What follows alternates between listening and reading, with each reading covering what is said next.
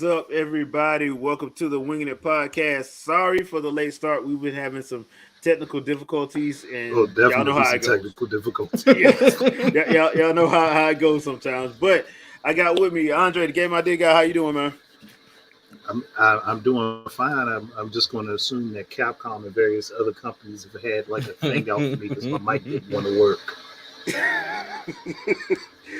Facts. Jack, how you doing, man?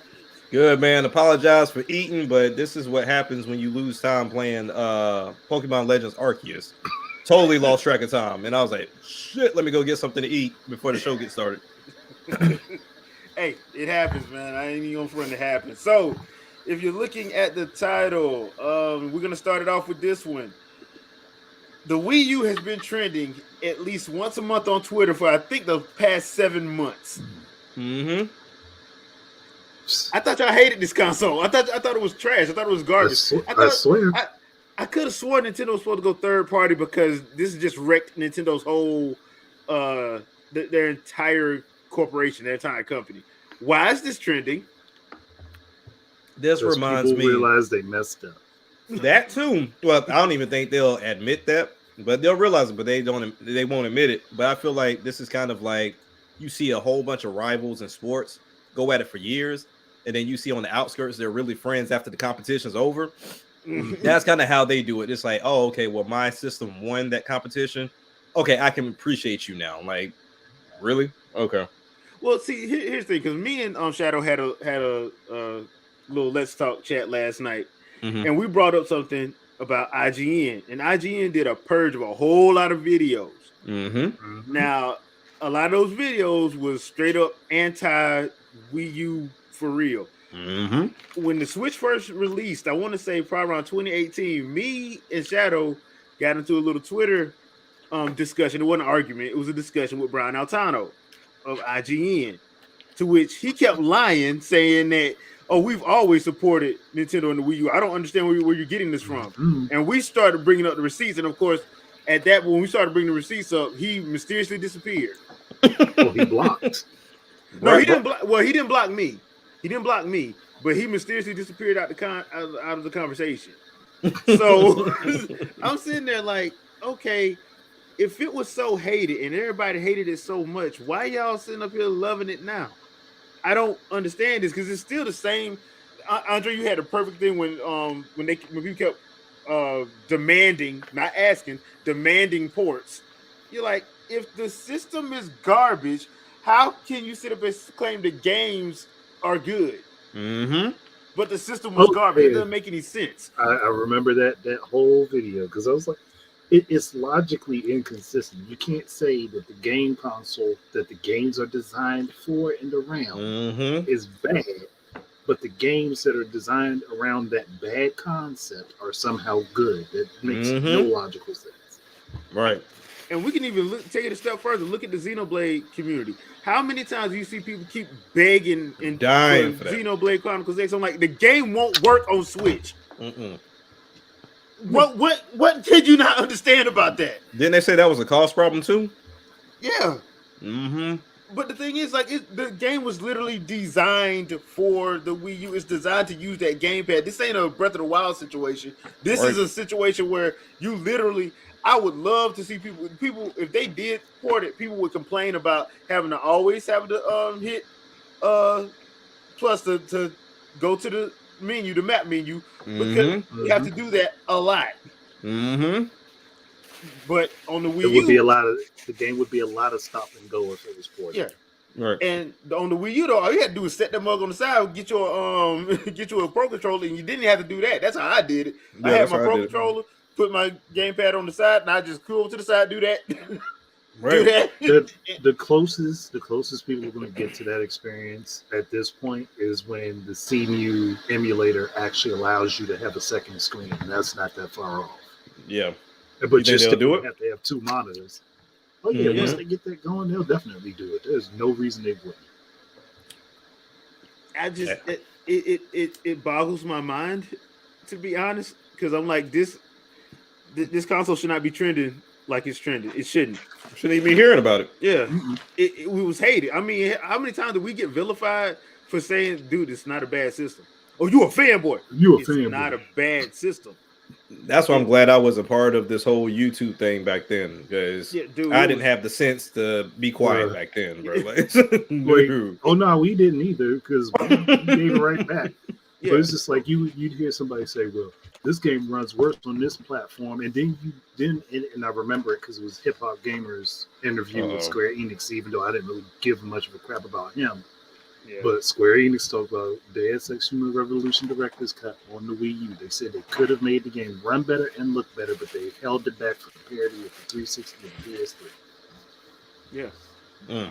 They admitted that twice. That wasn't the only interview they admitted it in. They admitted that on two separate interviews, by the way. I'm just like, if they admitted that openly, and we know EA for a fact held back several of their games on purpose on this and then other companies held their games back on purpose on the Wii U. Why would we not then believe that, hey, they crippled it on purpose?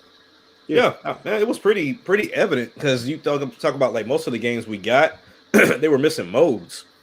And most of the modes didn't make sense. It's like, why are you missing this key piece of the game? It's not like it's just that astronomical that it can't fit. But yeah, they were literally just strangleholding that entire system. But even with the Mass Effect, when we finally got Mass Effect, what they turn around and do? Drop a trilogy for $30 some odd on the other consoles. I was like, are you serious? See, the problem is with Mass Effect, they could have actually sold all three of those games at $40 a pop for Wii U. No one would have complained. Because everybody would have been like, okay, so they added in all these features for the gamepad for each version of the game. And we can still play the complete collection. And be like, but even then, if with Mass Effect 3, they only gave you the first DLC and then the extended cut stuff because people complained about the ending, which I talked about this morning.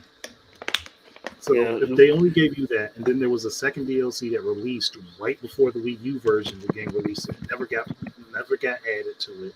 And then there were two more DLCs that released for that game in the launch window of the Wii U, and none of that got added to it.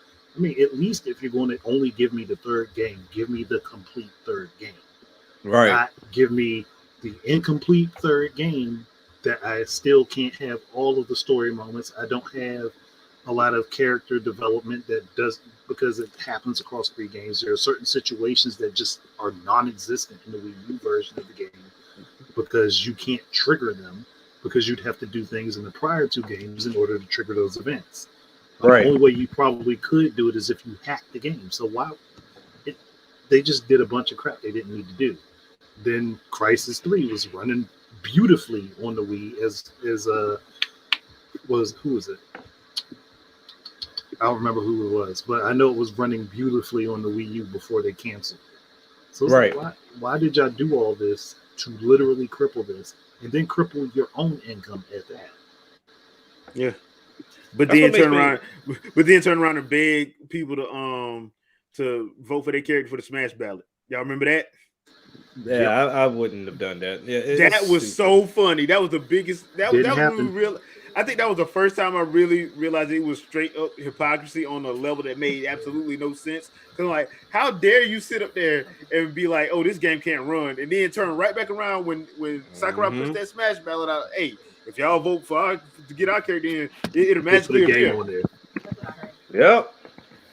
Because I think in the beginning, wasn't there like this the situation to where with the Wii U, and then I think also with the Switch, to where you have companies trying to piggyback off the success or the early success or the hype by saying, "Oh, our game is coming," and then when you get all that hype, and then the game never shows up. Yep. And then my personal favorite, Amiibo. Oh yeah, for sure. Boy, they want that Amiibo money, boy. Everybody wanted how many third parties could have made so much money off of Amiibo? Yep. Could have ate for days on that. Yep. What's up, Shadow? What's going on, guys? Came from the comments into the video. I did all of these discussions, and it's like people ignored what I said. But now all the things that I said should have happened are the things that people are wishing for. Y'all should listen. Jay, did you share the information I shared with you this morning? Not yet. You want to go and do it now? So in the process of doing research for a video on this whole situation of how it just bewilders people that of the idea of Switch being a 9th generation console. So I started doing a little digging on all the hatred that begat Wii U, right? Mm-hmm. Yeah, so apparently IGN has retconned a lot of that stuff. It's gone. If you go to their page or if you go to their podcast pages, because the whole goal is obviously on the Nintendo Focus podcast, which was Weekend Review, and then Nintendo Voice Chat. It ended up being the name of their podcast or whatever. They weren't really going to rag on Wii U as much as possible. The only person that would do that would be Altano whenever he was on the podcast. Right. But for the most part, it was pretty much according to him, he wasn't doing it. According to him, he wasn't doing it. But he was a regular on the main IGN podcast, Game Scoop. Yep. Right. Mm-hmm. Yeah, you can't find on those podcasts starting from March of 2011, right before Wii U was announced in at E3 2011. Right. And you can't find any retrospective E3 videos for them for E3 2012 as well. Like an entire year is missing from their podcast. You can see stuff from going all the way back to 2009 if you want. They even took down some of the stuff that Rich and Audrey did. Yeah. Dang. All gone. Now, all of it. I'm not sure if that has something to do with some other stuff, maybe because in these days, I mean, a lot of stuff people can dig through archives and find stuff that would be quote unquote offensive and stuff like that. So I don't know if that's the case. I just find it really odd that an entire year of that a certain console launched or whatever, all those reactions and all that footage, whatnot, is gone. So all their takes, it's nowhere to be found. Now, if for whatever reason it's an error and say, Database Michael is no longer there anymore, decides to pull that stuff back up, that'll be great. But not only on iTunes is the entire RSS feed gone. I think you can't go further back than... They purged it. Yeah, you can't go no further back than like 2019 as far as iTunes goes. And on their official page, it's so convoluted because you have to go to their page, go to IGN/watch or whatever. Then you look at all their podcasts and you have to scroll all the way down to the bottom. Yeah. And if you try to use a browser or whatever and go and pull data on the page, it takes forever to load. It'll never load. So you can't just pull the reference like HTML data or whatever to look at the site. Like all that stuff it just takes forever to load. So even for me to get as far down as I did, it took a good 30-40 minutes to get there. So, and it's just really odd that all that stuff is missing. And I sent Jay the footage. Like there's a clear gap. There's about a year and some change gap. Of people calling them out on having no podcast at all. Yeah, people calling them out on it because they tried to whoever was running that Reddit was trying to say, "Oh no, it's not like that. You just have to filter. We had to go through and do stuff." Like, what you just said don't make no sense. That sounds like PR spin. It's gone. It's completely gone. So could I theorize something here? That maybe, just maybe, because they see that the Wii U has constantly been trending and has been trending in a positive direction, that maybe they wanted to clear their history and act as if it never happened, so that when people try to look it up, they can feign ignorance to say, well, no, we never said that. We never spoke these things, even though there are still people that have, reactions to their videos on YouTube and other platforms who can actually verify it. Well, I was telling everybody before Shadow got on, like me and you had a little discussion with Altano back in 2018, and he lied and said that he was never down on it. He was never down on the console. Yeah. And then we started pulling receipts, and then he didn't block me. I just said he left the discussion, never came back. Yeah. So I don't know if he blocked you or not, but he left the discussion and never came back. I don't think I'm blocked, but yeah, he never came back to that. But you notice that he only said that they never were down on it after the Switch ran away as a success. Mm-hmm. Yep. Before then, if you had said the same thing, he'd be like, yes, I definitely did. And for these reasons right here, all of them would have been, superficial. Well, plus back then they had Miller and Colin Moriarty and some other people that was straight up. And they were like, I guess they were like the head honchos or whatever. Right. And they actually would, you could tell they would kind of like always try to steer the conversation toward, Sony or mostly toward Sony. They would always try to steer the conversation toward that, even if that had the game they were talking about had nothing to do with it. Like one of my favorites was Castlevania Mirrors of Fate that was on 3DS. Okay, this fool sits up and does a review and so well, I didn't play it on 3DS, I played it on PC. I'm like, wait a minute. Then why are you reviewing it for the 3DS? That doesn't make any sense. It doesn't even play the same. They don't play the same. It literally doesn't. Like it doesn't play the same. And when somebody called him out in the comments on that, he got mad and blocked them. Yep. But I'm like, dude, that nobody was being rude to you. They were you're not doing right. What you're doing is saying this game sucked because the only reason why you're saying it sucks is because it's on a Nintendo console. Everybody knows that. Yeah. Right. And that's the other thing too, is it wasn't something that was just, oh, we just had a couple of hot takes at the beginning of it. It was throughout the entire generation. Yeah. Xenoblade Chronicles X had somebody that did not like RPGs review that game. Which made no sense. I was like, why would you put somebody on an RPG that you know and they admit RPGs? And they admitted it. They admitted it in the review. I'm like, not only they admitted it in the written review, they admitted it on the podcast, and they admitted it on the video review. I'm like, then why are you playing this game? Yeah. Wait, that's like asking somebody they didn't understand doesn't like wine what their favorite wine is. It doesn't make sense. It doesn't. The game is too hard. It's not accessible. It's not intuitive. Means I don't know how to play it. For gaming press back then, if it's not intuitive to you, that means you're too dumb to know how to play it. These are the same people. These are the same people that could not beat the first level of Star Fox Zero while in easy mode with no damage. Xenoblade Chronicles X is too hard. Intuitive. Xenoblade Chronicles X is too hard, but we just got through bragging about how good Demon's Souls is. Right. But I mean, you saw the writing on the wall in the beginning, because like I told Jay, I mean, I wasn't really into the media space at that time. I was just kind of focusing on it here and there. But I would watch like the Nintendo MVC religiously with Jose, like, because I mean, I really enjoy Jose's content. He would make sure that he kept everything like it should have been. Like, he'll be honest. But you slowly start seeing Brian drift from Nintendo content, and he started going to Sony's content. And that felt kind of weird to me, because I'm like, well, why are you over here and then speaking bad about the console and Nintendo and themselves as if they're now outdated, something that you don't like anymore, but you were just all up in arms about them before this Wii U dropped. And I never understood like what that did for the media per se, for them to keep gunning and pushing at them the way that they did. Well, that they were trying to push the narrative of making it third party. They were trying to get them, because everybody wants Nintendo's games. They don't want to have the perception of I have the system. Yep. So I will never forget. Remember THQ's boss? I think his name was Jason Rubin. I think it was. Yeah, Rubin. Mm-hmm. He goes on game trailers and pretty much says, I shouldn't have to buy my children a Nintendo console to play their games. And I'm like, dude, let's be real here. You didn't buy it to begin with. They probably gave you a kit. So what are you talking about? Why are you going on this place and saying this? And manufacturing consent. Yeah. So I'm like, dude, and to be real, you make enough to afford like 3 or 4 of them. Be like Yoshida and get 5.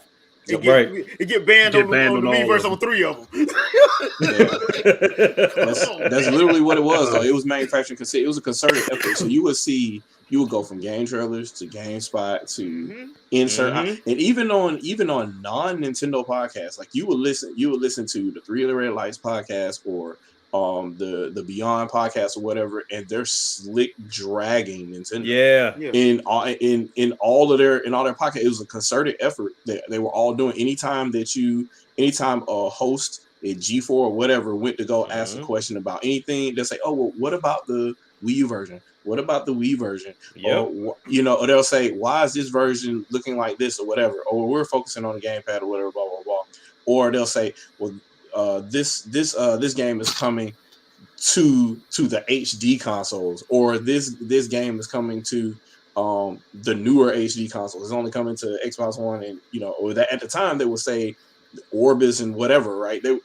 These consoles hadn't even been out yet, and the first thing they're trying to do is talk about how Wii U isn't going to get those games or wouldn't be able to run those games, and I'm like, come on, bro. Meanwhile, it has the best version of Ninja Gaiden 3. Which is amazing, but to me it just didn't make sense at all with the way that they were trying to spin it. Because, granted, we got something good out of this whole ordeal. We got Nintendo Directs because without this happening, Nintendo Directs don't happen. That's the other thing. But before you go there, real quick, we got people in the in the chat. I just want to acknowledge all of them. Hey, Trinell, Gwen, Jobo, I think that's what you said. Jobo Kane, thank you for joining. Yeah. Thank you. We paying attention. Me and Jay were talking earlier today, and that was the other thing that was kind of interesting was that they had the nerve to complain on a Game Scoop podcast about how Nintendo did that in 2013, and they're like, that was a crazy move. How dare they go all digital? They're too weak to compete against Sony and Microsoft on stage. And I'm like, bro, they already launched the console. Meanwhile, they went to 2 E3s and y'all shitted on them for 2 E3s. So they're like, we're not doing this no more. Meanwhile, Sean Layden is making everybody go to sleep for an hour and a half. Yep. Andre, remember that? Remember we all almost dozed off 2 E3s in a row. We were like, dude, shut the hell up. All he wanted to do was hear himself talk.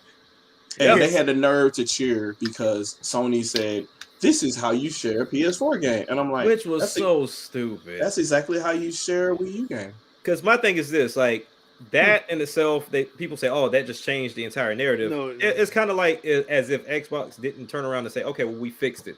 And I get it. Like, for most people, it's all about what you first say. But I can, like, it all changed in the beginning of the release of the console. So before the Xbox One even dropped, they made all those changes. Like, did they say some stupid stuff? Of course. But because Mattress was leaving. Mattress was on the way out. Mattress was leaving, but they were riding on it. Well, they did this in the beginning, so now I'm not going to trust them. First of all, don't trust no business unless it's your own. But nonetheless, Boyd, that stuff was covered already. Yeah, and Colin Moriarty was at well. Before he started doing his Colin Was Right podcast or whatever. Yeah, Michael Patton was on Game Awards. I wish I could get paid to be wrong, but anyway, all the time, bro, never right. Well, never right. Well, I will say this about Pachter. That was a supreme breach of what the job duties because he's an analyst for securities firm. Yeah, Bush Morgan. Yeah, you're not supposed to be doing that. No, that's insider trading. Involved with that, like I don't know. I don't even know. I don't know how he kept his license. I have no idea because that was a massive breach. And I thought that maybe he's just using that as that's his background. He no longer does that anymore, so he can be a character on these shows. Right. No, he would be on MSNBC the following week. It's crazy. I'm like, bro, how do you keep your job, my G? Which if you actually if you took any college courses on business management and operations, you will find out like, dude, this dude is either lying through his teeth on game trailers or he's just feigning ignorance because that is not how you analyze future projections of stock and stuff. Yeah. You would be telling people not to go with Microsoft and Sony because they had massive losses. Yep. Like you would tell people, hey, look, if you want consistent money, you need to go with Ubisoft, you need to go with Nintendo. That's what you would have been doing based on your analysis. You wouldn't tell them to go with the company that just had a $2 billion loss. Wouldn't you think he would have brought that up? I mean, but the gaming community, they don't have that knowledge. The ones that do have been saying that. The ones that don't be like, oh, no, he right, because he's saying what I want to hear. He's right. No, he's not. Yeah, I appreciate all y'all coming in. This is amazing. Yeah. Oh, yeah, for sure. Yeah, we're going to keep on, man. So Dark Boyd and Wilton. Yeah, the Wii U is so misunderstood, man. And it was on purpose. It was clearly on purpose. Look, now, I will still stand by my video where I gave a full rundown of the potential of that machine. Nobody listened to. Now, I will say this. I do believe Nintendo should go back to it. I think they will. Definitely. I think they should. It's the system to play MMOs on. If anything. That's probably going to be their next thing. They're probably going to go back to especially with how they're doing their way of doing open world. Right. I will go straight back to Wii U. Because we all Nintendo knows what they go about revisiting ideas that either they couldn't make happen at the time or either that didn't work. Yep. So they'll be back. They even went back to Virtual Boy with the freaking Labo. Yep. Which I think they'll jump into that space when it becomes lucrative. Right now, I think they'll jump back into it when it becomes affordable for everybody. Right now, it ain't affordable. Yeah, Sony's spending too much money. I don't know how much PSVR 2 is going to cost. Well, it might be $600-$700. I'm gonna throw it out there. It's going to be it's going to be 4. And I think the only reason why it's going to be 4 because they want to compete with Meta. Yeah. Mm. Yeah. Yeah, that's true. That is very true. That's why I was like this whole thing of like the Wii U constantly getting going back and being trending. I'm like, and if you bought it now, you don't even have the Miiverse. You don't have hardly any of the features on it. Nope. So here's the other thing too. At the same time that this Wii U is doomed before it launched, because this started in 2011. Yeah. All the way up until it launched in 2012, and they continued after that. Well, the first part of 2011. Remember, the first part of 2011, everybody loved it. Yeah, it was around. I want to say it was around September of 2011. That's when you heard that first anonymous EA software engineer, senior software engineer, say, "Oh, the specs are just too low." That never made a Nintendo game ever. Yeah. Never made a Nintendo version. He was like a web development guy for one of the EA sports games way back when. Yeah. Bob Summerville? Yeah, that guy. Well, at first, remember, he was anonymous. Yeah. And then he let his name slip, and then he eventually had to recant his story and say, because he had to recant, and somebody at THQ, before they got bought out, had to recant. Because remember, he was saying that it couldn't run Darksiders, I think it was. Yeah. And then when THQ went under, he comes back on a blog post and says, you know what, I was wrong. I'm going to tell the truth. I didn't have a development kit. I never worked on it. And I'm like, well, why don't you go back to IGN? Why don't you go back to IGN? Why don't you go back to Game Trailers? Why don't you go back to GameSpot and GameSpot and do a whole nother podcast recanting everything you did when you went on those original podcasts and lied your ass off? Nah. Yeah, this is one of the most blatant, concerted efforts to basically fail a console. Basically, and it didn't work. Like basically, this was Game Stomps. Basically, this was their version of we're gonna short the fuck out of Nintendo. And we're gonna reap the profits because Nintendo's gonna go third party. That's what they wanted them to do. And I'm like, they got $8 billion in the bank then. In cash. We're talking about in cash. We're not talking about assets. We're talking about in cash. In assets is more, but just in cash. Just in cash. So they're like worth $63 billion or something like that. I guess with all things being told. Right. So if Microsoft wanted to buy them like they bought Activision just now, they would have to basically double that price. And even then, they wouldn't do that. No, they wouldn't, because it's all tied up in investors that want nothing to do with America, so they wouldn't be able to do it if they wanted to.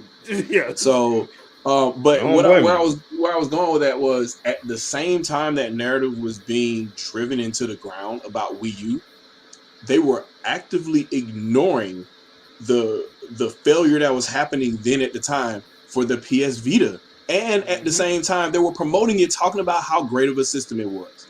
At the same time, literally within a year's time frame of them saying the Wii U sucks, it has no launch games, despite the fact that it had 30 some odd games. Yeah, 30 some odd games on launch day. Yeah. PS4 comes out, Resogun is the killer app, and that's all y'all got. And y'all talked about Resogun for a year. Matter of fact, it was so messed up that people was going to their playroom and you was seeing a whole lot of stuff you had no business seeing. Yeah. Oh, that's how the whole PS4 campaign kicked off. that was the OnlyFans before OnlyFans. That was the OnlyFans before OnlyFans. Some of the people, you're like, y'all forgot the cameras on, didn't you? Someone was doing it on purpose. I remember Mrs. T making that video about the playroom. Yeah, man. That was so funny, dude. The playroom pornos, bro. That was crazy. I'm like, people were literally live streaming themselves on the playroom. Yeah. It was nuts, man. Because at first, I knew they were gonna shut that down quick. Yeah, as soon as that happened. Had to. We give y'all the ability to stream it. This is what y'all do. Gotcha. Y'all can't have somebody's children catch y'all doing that. Nah, we gotta get. Y'all wonder why Nintendo so censorship heavy like they are. Y'all don't know how to act, and it's like, well, Nintendo, give us an option. No, we give you options. You draw dicks and you do pornos. That's what you do. So what was happening from? That's exactly what happened when they started closing down Miiverse and they took all the moderators off. That's the first thing they did. Yeah, because the second all the moderators left, it turned into what was that Flipnote Studio when they went wild enough? I'm like, bro, y'all wilding. They got everything in there. They had everything in there. Yeah, but it was just a crazy time. Basically what happened was you're talking about people that are supposedly members of the gaming press. These dudes got journalism degrees, right? Well, at the time, they were literally acting like YouTubers of today. Yep. That's literally what they were doing with credential behind their name. You got a brand behind your name, and this is what you're doing. You're acting like legit fanboys out here, and it was just 3 of them got called out on it. Yeah, I'm like, it's so in the situation where you have games where you admit that you'll say something like, "Hey, the Wii U version of Madden 2013 or whatever is literally just a roster update to the PS3 version of Madden 2013, right?" Mm-hmm. Why wouldn't their review scores be something similar? Why would you rate the PS3 version of the game like in the 90s and then drag the hell out of the Wii U version when it added stuff? In addition to having the original PS3 roster and all the other kind of stuff. Because people don't they never brought up the whole how you can use the TV with the game, Nintendo TV with the game. They never brought up how you can do the Wii U version of Madden was so much better than the other versions. If anything, it took away so much from the hood. And that was just one of the things where I'm just like, bro, I felt like I couldn't go back, but they never made another one for me to not go back. So and they did it on purpose. It was sold. They're not gonna tell me that the Madden didn't sell. It did. It didn't matter whether it was a great percentage for them, unless it hit them in the face like Switch did, and it's just like, yeah, we're selling third party, we're selling 1 million of each third party game as they come out. Like within 6 months, you get 1 million copies sold. It would have took that for them to acknowledge it. Aren't all those guys at E3 at EA now gone? The majority of them. Majority, yeah. So, but those are all the people that were laughing at the system then at the time, like caught live in I guess at the time 720p, caught live in 720p, laughing about the console when you had the guy that was doing the localization and a lot of the development effort here in America for Bayonetta, talking about how good the console was, and you got EA developers literally laughing at him while he's talking. It's the craziest thing ever, man. And that I'll probably have to pull up the name. We'll add it, I guess, to the description if I can find it. But it's a video of him. I can't think of that guy's name. That used to work for the Bayonetta team for Platinum. I can't think of his name to save my life. But he was a cool dude, and he would just talk about his experience doing translations and stuff over there, working in Platinum, being an American over there in Japan. And he's talking to a room full of developers, and there's a bunch of EA guys in the back. And he used to work with EA too, I believe, before he started working with Platinum. Mm-hmm. And he started talking to some of the EA guys, and they're just literally laughing at him, like, "Why are you talking about this system?" And this is, I think the system had been out, I think it was like 2013 then at the time. Yeah.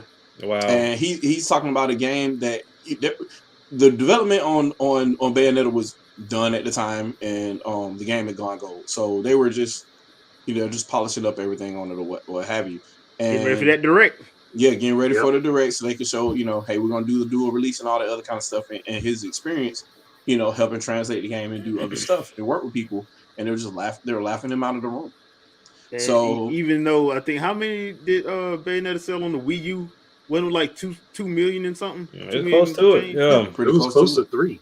Yeah, so like, but the 360 and PS3 version barely cracked 1 million. The PS3 version was trash. Like, that was together though. That was together. Yeah, it was 1 million of them together. Yeah, barely. And even then, it was after it was severely discounted later on. I think it took like 2 or 3 years to get there. That's the point people always miss. It took for that game to be, it took for that game to be like $20 on both those platforms for the Yeah, I mean, you look at it. I mean, Nintendo in itself, Wii U aside, especially when you talk about the EA partnership. Like, EA is the only company I know right now on the Switch that will release a game and tell you on the case, hey, this is just a Legacy Edition. We just update the roster, and it still sells. Yep. So that lets you know that they want the game. They're not putting effort into it, but the people are dying for it. Like, I don't know if any of you, I mean, I'm pretty sure y'all know Kev on stage from All Def Digital. Mm-hmm. He was like, that's exclusively what he plays on his Switch. Like, because he travels so much, he said, I just play FIFA on Switch. and people are clamoring for it. But we all know EA is not going to put forth the effort. So imagine Madden that way. Like people, you don't even have to go the graphics route. You can do a whole nother art style and do it like a cell shaded or whatever type of art style for Madden, just to make sure that it runs properly and be good. But this is exactly what we said before. They brought back EA Big and put stuff out like NFL Street, NBA Street, FIFA Street.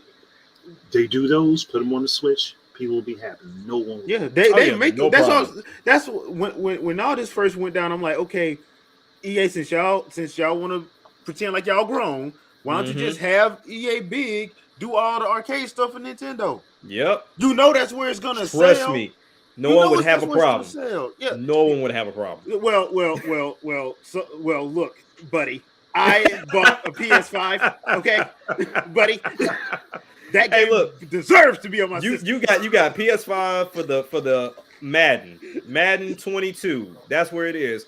Madden Arcade, whatever you want to call it, Streets, whatever. Put that over there on the Switch. Yes. Guarantee you, nobody over on that Switch is gonna say a word. But the thing is, and to be completely fair to everybody knows that these people have Switches because that's the best thing to bring when you got to travel all the time. Yep. Because I tried to travel with my PS5 and my Xbox, and when I tell you I had to have my big Army medical bag, bro, like it's too much. And the thing about the Switch is you can put that in any bag. Any bag. You throw it in your pocket. How I said, wear the right pants is in your pocket. I'm sitting there, I'm like, dude, how many times have I seen? Because I like wrestling. So how many times have I seen AEW, WWE, New Japan wrestlers all have Switches out when they show them like backstage and stuff? That's the one thing too. I hate you brought that up. That we're not getting that game on Switch. Yeah. Because we need a wrestling game on Switch. We don't have a single wrestling game. No, we don't on Switch, bro. Like, there was one, but it was crap. Yeah. But so I excluded that one. Yeah, I know exactly what you're talking about. But that's why I'm happy about the AEW game because I'm like, at least I know that's coming, and I have more faith in Kenny Omega them to make sure that get because he's gonna test it his damn self. He gonna sack it right at for sure. Yeah. No way in the world he let that game release. Every step of the way. Yeah. So that's why I'm like that's where I'm at on that, and I'm sitting there. I'm like, dude, it's the perfect thing if you are a gamer and you bored on a 15-hour flight.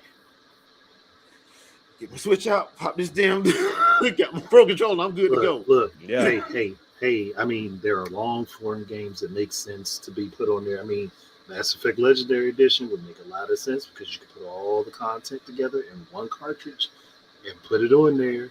And then you know that's not going to happen. But you know they wants to be stupid, even though they put Crisis Trilogy on the Switch. I mean, but then we don't have Dead Space. Yeah.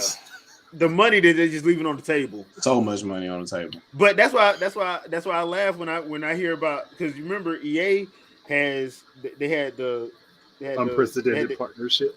No, not unprecedented. I'm talking about they had ever since they did all that mess with the Wii U, they've had to pay the NCAA. Remember they lost that lawsuit. That was like $40-50 billion. They lost the deal over in Japan, over in Germany about the microtransactions and loot boxes. Yeah, they lost that because they appeared that to gambling. They had to pay. I don't know how much it came up to US dollars, but it was not cheap.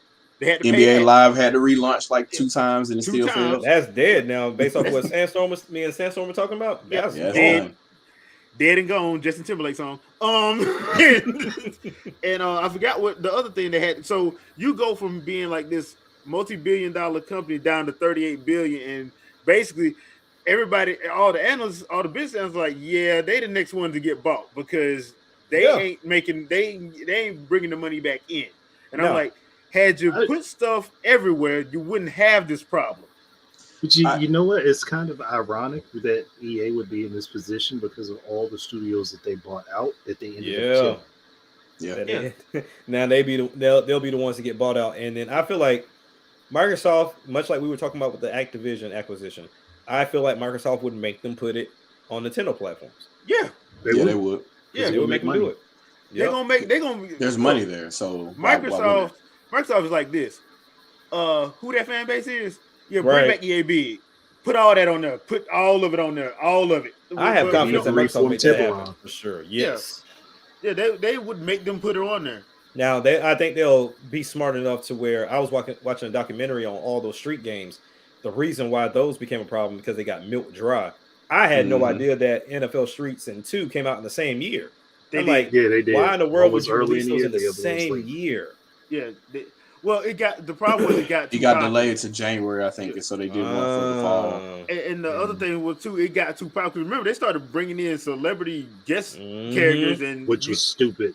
That's when you kill yourself at that point. I feel like that's where 2K is in trouble too, because anybody that's played 2K from the beginning, 2K with their soundtracks, they used to bring in people you had no idea who they were. You might have like a few people you know. Now they got Drake and Khaled doing soundtracks and stuff. I'm like, that's where you got to pay money. Too much money. Yeah, you got to pay them for that. So they ain't coming for free. This ain't 2K, no pro bono. 2K gonna watch. 2K gonna go down that hill again. Watch what I tell you. They gonna fall just like Live did. Yep, you're getting greedy. That's what happens. Okay, so let's move on to something a little bit more depressing. Okay, so I really want to talk about this one, and this is the whole Overwatch developers explaining why the sequel hasn't had much info, and apparently our favorite about to be ex-CEO Bobby Kotick, apparently, according to the article, was basically would not let them work on it. So let me get this straight. You put out that 8-minute trailer, touting that it's coming, touting that you're getting a story mode and all of this. You put out another 3-minute trailer. Yeah, you put out another 3-minute trailer right after that, saying, "Hey, look," and on top of that, it's coming everywhere. We ain't missing this money, right? And then for 2 years, they're not allowed to work on it. They're working on it, but sparingly. Because they want to put other stuff ahead of it, even though Overwatch is extremely popular. Overwatch is your big seller. It's dying now.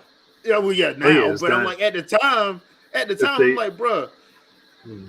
What Riot Forge is doing with League of Legends is what they should have did with Overwatch, or what Fortnite's doing with them seasons. Yeah, that's what they should have rolled with. But I mean, 2 would have been something big.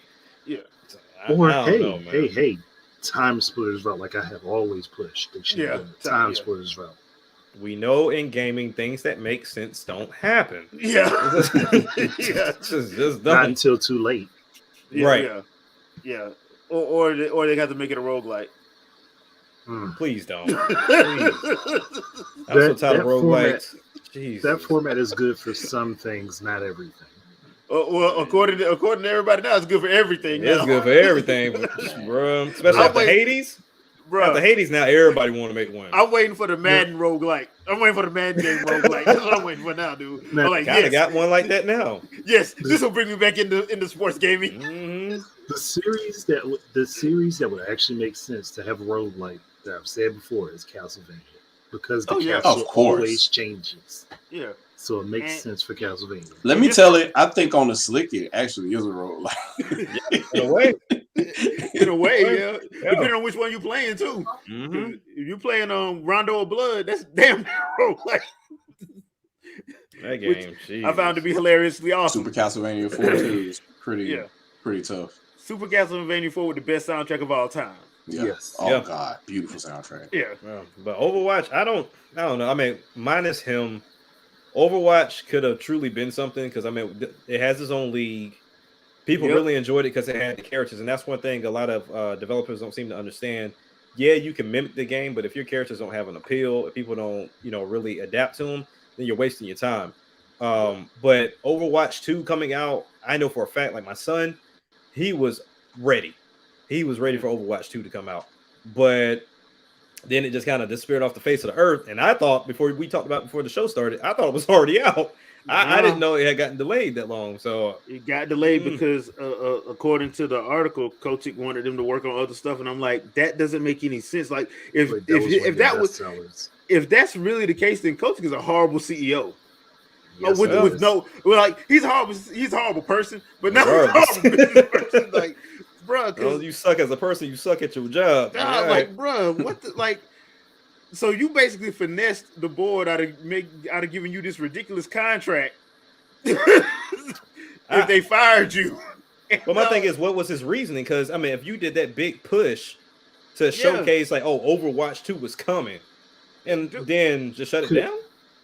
Could it be that he was trying to, slide a little of that money to himself? It had to be. Probably. It had to be. Because that doesn't make any sense. It doesn't make any sense. It doesn't. But neither does half of what he's done. But yeah, that's true. I don't know. Gwen, I agree. Squid Sisters can fix anything. Yeah. Well, yeah. Callie and Marie. Callie and Marie. Nah, they couldn't fix that man's. That can't fix that man's reputation whatsoever. Yeah, he'll probably make it worse. Okay, so that would be a Law and Order story. Yeah, basically. Okay, so I don't try to talk about rumors on this channel, but this one was too good to let go. Just for the simple fact because it doesn't make sense. Okay, it really doesn't make sense. So it's been rumored that Chrono Cross is supposedly getting a remaster, and it's supposed to be revealed next month. Now I saw this over on Push Square because the guys on Push Square think that it's going to be a part of the Nintendo Direct. Supposedly there's a Nintendo Direct coming next month, and supposedly it's going to be one of the people are thinking that's where it's going to be revealed at. But here's my question: why Chrono Cross and not Chrono Trigger? That's exactly. That's exactly what I was thinking. Why Chrono Cross? Now, to be fair, I've never played Chrono Cross. I did. I played Chrono Trigger. Everybody that I know that played Chrono Cross, they don't say it's a bad game. It's not. It's not better than Chrono Trigger. It's one of those situations like we talk about. Do not play Breath of the Wild before you play Horizon. That's the situation. Do not play Chrono Trigger before you play Chrono Cross. But you can't play Chrono Cross before Chrono Trigger because it's the sequel. You better figure it out because you're gonna be highly disappointed. I'm gonna keep it honest with you because I played that when it came out on PS1 because I was excited. At that time as a kid, I was like the pawn shop hustler. I would pick up all my stuff from the pawn shop. So Chrono Cross was in the pawn shop, and at the time, because I didn't have magazines and the internet wasn't really a thing for me at the time, I was like, "Oh, this is a sequel to Chrono Trigger. Gotta be good." Yep. It was all right, but it wasn't Chrono Trigger. Dude, it was okay. This is like okay. I had a really good meal, but the dessert just there you dry. Go. My hopes was here. Okay. All right, so let me get this straight. So if you're because this has to be Square Enix has to be doing this. So if you're Square Enix, why would you do this? Because it's Square Enix. It's kind of backwards. Or I'll play devil's advocate. Would it be smarter just to put both of them together in a package? That's what I was about to say. I wouldn't do that. I would definitely not make them separate releases if that's going to be the case. If you're doing both of them, you might as well just launch them together. Don't do Chrono Trigger and then leave Chrono Cross to die as a separate release. That's Save your money. Save your money. Just do Chrono Trigger. Don't put Cross on there. Let people just watch YouTube for Cross. Well, that's the thing because I'm hoping it's not true. Because, like I said, I think that most people would go for Chrono Trigger as opposed to that one. But then again, I don't want them to do no HD 2D with Chrono Trigger. I want to see Akira Toriyama's artwork in its full mastery. Now, the only thing that would make sense, and I was watching something on Chrono Trigger, like Chrono Trigger and Chrono Cross, as into why it hasn't come back. Somebody did like this full in-depth documentary. I wish I remember the name so I could point people to the videos. Cross did numbers because of the appeal of Trigger. So people were looking forward to Cross. So I think based off, even though Trigger was like it was a cult classic. It was a cult classic for people. The numbers didn't match. But see, the numbers weren't there because market penetration in at the time too. Like the SNES was on its way out the door. Right, exactly. And you launched this late, really well made RPG. And people had already started jumping ship to PS1 and looking at N64 to try to see what they want to do next. And it kind of got left in the wind, just like the sequels to Donkey Kong Country. They didn't really do it. Only the first game really did numbers like that. And they did 2 sequels to that game, and they didn't get the justice they deserve. I don't think they got the justice they deserve. Okay, because I want to get y'all thoughts on it because I'm like, I hope this isn't true because I'm like, I believe it. This sounds so backwards. And it means it's right. But it's Square Enix, so I'm like, at this point, this is what I don't understand about Square Enix. You're hemorrhaging money, but you won't do the smart choices. You'll remake games, but you won't remake the ones people would actually probably pay more for remaking. Only thing I would say to defend Square and trust, I don't want to. I feel like there's a lot of hands in that Chrono Trigger bucket that they would have to get approval licensing and all that stuff. Yeah, I feel like that's what they would have to do. Because honestly, outside and they don't got the pull. They got no more. They really don't have the pull. They have no more. I don't want to hear it as far as licensing. Cosmos is a Xenoblade Chronicles 2. I don't want to hear it. I don't want to hear it.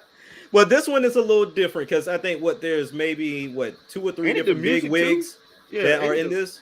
Yeah, but ain't it the music too with music? Chrono Trigger, because like a lot of that stuff was like strictly for that game. Like you ain't getting it nowhere else. Right. And if you try to go back to the artist again, they're like, no, you got to pay me millions of dollars if you want. Right. Well, you ain't got to worry about Toriyama. Toriyama got like 2 more Dragon Ball movies. Yeah, Toriyama got like 2 more Dragon Ball movies coming out. He good. I feel like he's the least of your problems. Yeah. But I think because I don't know how they pulled off the PlayStation one when they re-released it on PlayStation, but I don't know because there's always some type of backdoor hidden situation with most of these games. But a lot of cult classics don't get released because those numbers don't match up. It's like a lot of people talk about them, but then the numbers in themselves, because like Earthbound, I hear people talk about it all the time. Bring out Earthbound, and looking at those numbers, Earthbound didn't sell a damn thing. It's like it didn't. I even when they brought it to the virtual console on the Wii U, it didn't. It's just amazing to me that Sony does back deals for stuff like that. That's third party. Yeah, but they wouldn't go back and do their own stuff. Like Legend of Dragoon is lost. That game is lost. Bro. That's my game. Where y'all at? That's my game. Go get that game back. What are y'all doing? Nintendo, go get that because Square ain't doing it. They like Sony paid a boatload of money for that game. Like go get it. I think Sony would if they had. I don't think Sony has the money to get a lot of this stuff back either. Void. I agree with you. Parasite Eve, yes. I don't think they would know what to do with it though. I feel like they will mess up Parasite Eve. As far as like the Chrono remake and all that other stuff. Like to me, what is it? Square's releasing Final Fantasy 16 before we get part 2 of Final Fantasy 7. Yeah. And what world does that make sense? Like, okay. Hold on. One thing. Before we even commit to the idea that they may be remaking any Chrono game, never remake like they did Final Fantasy 7 remake. Yeah, but they're gonna do it though. Well, here's my problem with the Final Fantasy 7 remake, and I fell for it. They got me. I've only been gotten by 2 video games where I thought something was gonna happen, and I was completely wrong. Hyrule Warriors: Age of Calamity, because that was basically the most biggest what if episode I ever seen in my life, and Final Fantasy 7 remake, because I was so hit up with nostalgia that I was like, yes, this is gonna be dope. And I didn't think I was thinking logically. I'm like, there's 3 discs, they're clearly just gonna do 3 episodes. No. No. Quarter of the game. You can't milk that. Yeah, so the thing was not even a quarter. And I should have known something. I should have known something was up when they didn't tell people how many episodes it was going to be. When they didn't tell how many people, they didn't tell people how many episodes was going to be. I should have known something was up. When they did Resident Evil Revelations 2, Capcom told people it's going to be 6 episodes. Yep. And make it a full-fledged project if you're going to do something like that. Yeah. Do well, I can't think of the name of that game now. But the Life is Strange, do like Life is Strange, and stay on top of it and release them all. Right. Complete that shit. Don't have people waiting 2-3 years for now. The second. Here's the other problem I think they're doing with Final Fantasy 7 remake. We might get Dirge of Cerberus remake in there because that goes with it. We might get the PSP game with Zack. Oh, it's about the Crisis. Yeah, Crisis there you go. Core. Crisis Core. Yeah. Crisis Core. We might get that as part of like, dude. Don't do that. Do the actual game. Do the actual game. Don't do none of the other stuff. Nope. You want to do that other stuff? Do that later. Easy. Yeah, just do the game. And for God's sake, don't do 5 hours of the game bloated to 50. Jeez, it's too easy that way. We got to make this difficult, baby. And let's not give them the idea to add avid children on afterwards. I'm telling you, they probably already doing that. Oh my goodness! I'm telling you that's probably what they're doing because integrate doesn't make any sense. Integrate doesn't make any sense. And I was just like, I'm not buying another Final Fantasy VII remake game until they so they So forecast Game out what they're Pass. supposed to be doing. I'm waiting for Game Pass, baby. I'm Yeah. like, and my thing is, why did y'all have to remake that and throw Yuffie in a place where she wasn't at? Isn't that? Yeah. She wasn't. That's there. why I was like, if you're saying you're redoing this entire game because you're trying to just say, look, man, we messed this. The classic is the classic, but we fixing the bad stuff like they're supposed to be doing with Knights of the Old Republic. I mean, like, it's not even a remake. It's an entirely new game, and they just put the characters from Final Fantasy VII in it, and they're like, "Hey, this is a familiar place." They should have just stuck with the original battle system and upgraded everything like everybody expected them to do.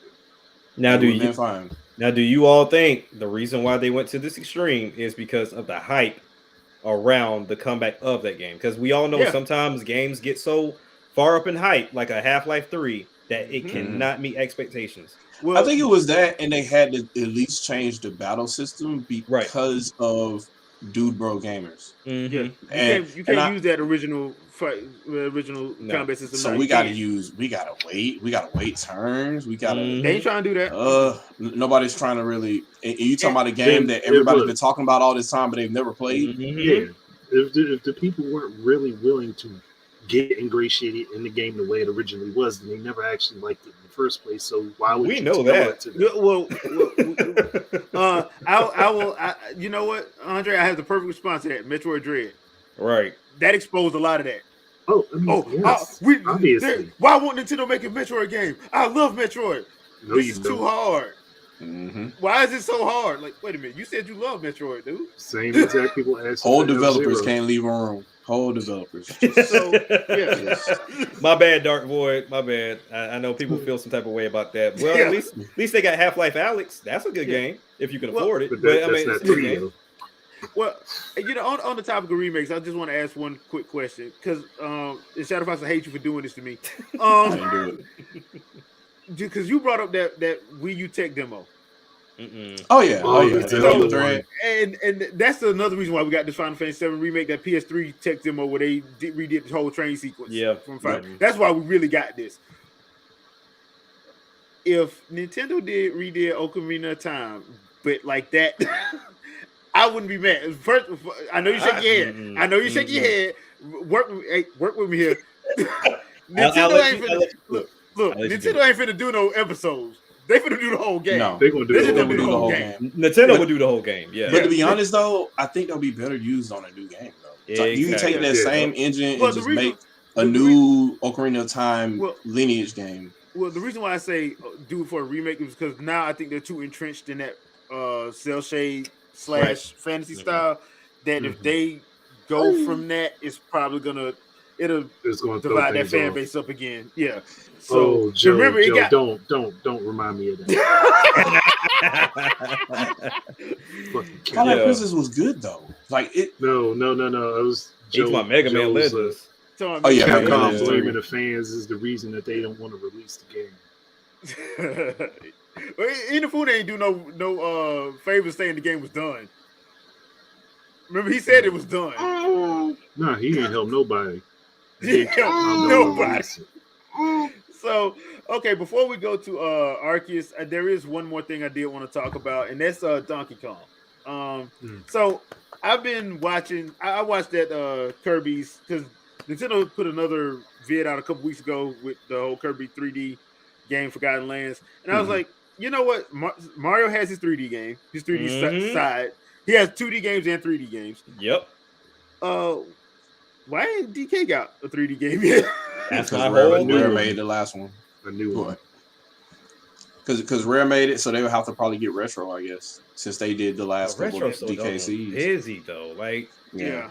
To me, like I would love to see Retro on it. I don't know of any like Retro only 3D games because I don't really follow developers like that when I play the games. But when it comes down to 3D Donkey Kong, yes, Rare did the first one and messed that up completely. But it was a collective.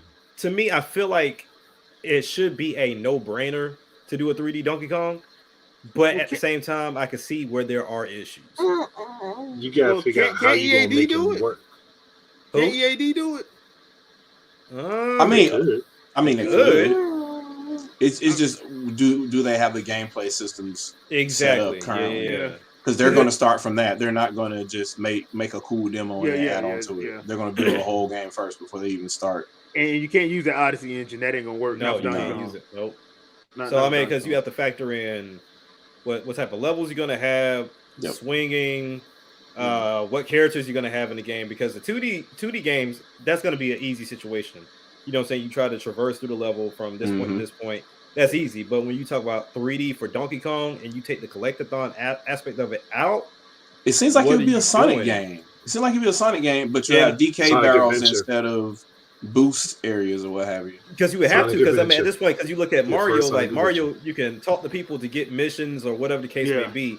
Yeah. Donkey Kong, not really. Like unless you like, oh, well, let me help this monkey out, and let me help Funky out, and let me help Candy if she comes back. Let me help her out. But I don't know what you would do in the game. Although I would love to see like, yeah, that's true. Although I would love to see like how they would do like how they had the little HD 8-bit sections of Odyssey. I would love to see that in a Donkey Kong game. Yeah, I would love to see that. But I think that is like the only franchise that they have so far that has not worked well 2D 3D. Because Mario's flourishing, Zelda is not side scroll, but it still has this 2D 3D thing going on. Metroid works 2D 3D. I just don't know why Donkey Kong hasn't done it yet. But right. They probably would have to build a whole new engine for that. A whole new engine for it. Just to make it work. Okay, Dark Void, how do we feel about Metroid Prime 4 supposed development hell situation? I don't think it's a problem. And here's why I don't think it's a problem. I would have thought it was a problem if Retro didn't have anything for it. When they did the reset, there was an article that came out, and Retro did say they already had a story for it. So they just had to. Now, once again, knowing Nintendo how they do, they're not going to show that game until it's a certain percentage complete. I don't know. That was them listening to the Loud Minority with the whole Bayonetta and them showing a graphic and with some lettering, with some music behind it. Right. They will never do that again. Because have you seen them do that with any other game since? No. I think they were confident in their partnership with Namco then at the time. Yeah, probably. I'm not confident in it. Yeah. We ain't got no Soul Calibur. So what are we defining development hell? Because I know what Dark Void is talking about, because I've heard it around too. Yeah. What would be considered development hell? Because I would assume Duke Nukem Forever. That would be I was about to say okay. Because for me, I don't see Metroid Prime as a development hell. They started over. Yeah, they started over. Yeah. Well, and the thing was, like I said, it would be different if Retro didn't have anything and they had to do straight up from scratch. I don't think they started from scratch like everybody believes they did. No. They already had assets done. So, and like from Retro Studios themselves said, "Oh, we already got a story ready to go." So you only have to wait for that. Yeah. The story's already there. Now at this point, it's just one of those situations where now it's Nintendo probably trying to play. Okay, we got these many games on our list. COVID pushed us back, and I hate to hear people say COVID's not an excuse. It's not an excuse. It's a fact. Everything got pushed back. Just life. Yeah, everything got pushed back. That's why you're gonna have a lot of movies come out this year, about a month and a half apart. I'll put it this way. The big third-party studios, global studios, they have less of an excuse than any Japanese studio, right? Because the Japanese studios, they literally live on top of each other inside it. They don't a lot of times they don't leave their office working on these games. They sit right next to each other building these games. These Assassin's Creed games, it's people working from home making this stuff. There's people all over the world. There's thousands of people building this game all at one time. Versus a Japan studio of like maybe 100 people or so, and they literally know each other's middle names. So it's like it's a completely different scenario when you say, yeah, COVID hit Assassin's Creed development hard versus COVID hit Breath of the Wild 2 development hard. It's a completely different scenario. Yeah. So that is an issue. So, and I was telling Ruler 2 Review Rob, y'all know Rob, he should be on vacation sometime soon. But I was talking to him about it, and he was like, I just believe that the way they said in Metroid Prime 4, the reason why they're not saying anything is probably gonna be a cross-generational game. That's what I thought. Likely because they're not gonna do that with Zelda. this time. They're going to go and put Zelda out. Yep. But I think Mario, whatever Mario game they're working on, and Metroid is going to be cross-generational. That's why they're not saying nothing. Oh, you think Mario's going to be a part of that too? Mario might be exclusive. Yeah. We'll see. Because I mean, the reason why I say that, we'll see.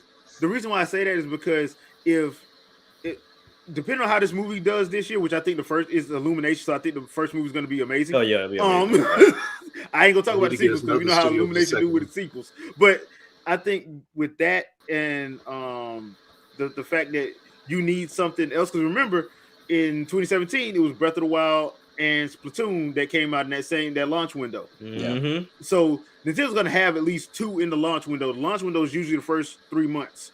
So I'm thinking it's going to be Metroid and they're not Mario. Having that mistake again where they don't have anything and say go third parties. They're not doing that no more. No. So I think it's going to be if it was me doing it, it would probably be Metroid Prime as the cross-gen game, and either a 2D Mario or the next 3D Mario as coming out in that same launch window. And if I can pull it, Kid Icarus.